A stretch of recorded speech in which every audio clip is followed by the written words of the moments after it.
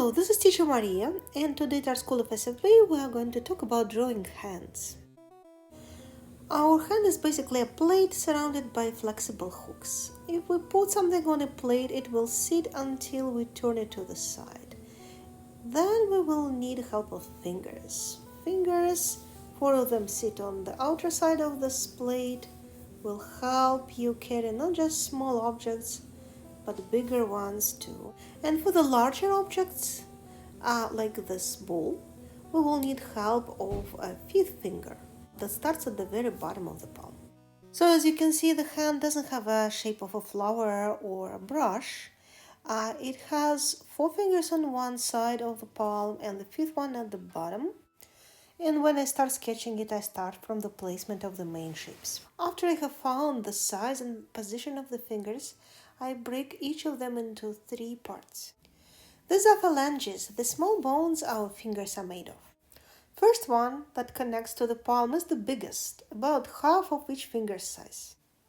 Out of the second half of the finger, second phalange is bigger and third one is smaller. Or we can say it's 3/10 and 2/10 of the whole finger size, with the nail being 1/10 of it. Let's take a closer look at these bones. They are thinner in the middle, wider at the ends. There are four bones of the palm, and they are connected to the arm through a group of bones of the wrist.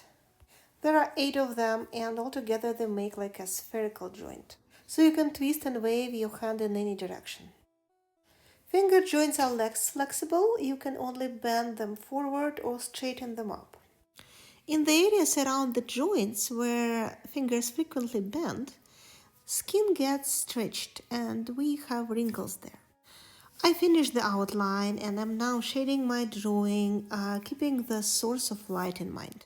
I start from the shadows. They are on the right side of each finger and the palm.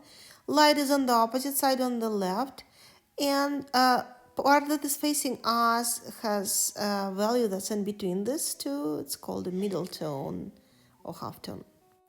These three values are enough to create the 3D illusion. My next sketch is hand from the side holding a pen. Fingers overlapped by other fingers may look confusing, and what helps is seeing them as blocks, understanding the structure of the hand in the first place. Again, I'm shading this hand using three values: shadow, middle tone, and light. While I was thinking what to choose for the third drawing of a hand and foreshortening, Spot came over and sat next to me. In this point of view, some of the phalanges are barely visible, but I can draw them because I know what the fingers are made of. And as always, no matter what you draw, start from the bigger shape of an object or a group of objects. This time, I incorporate the head of a cat into my drawing. And for the rest of the video, I will be just finishing this drawing, defining the lines, finding the right values, adding some accents. Feel free to watch me doing it or start working on yours. Good luck.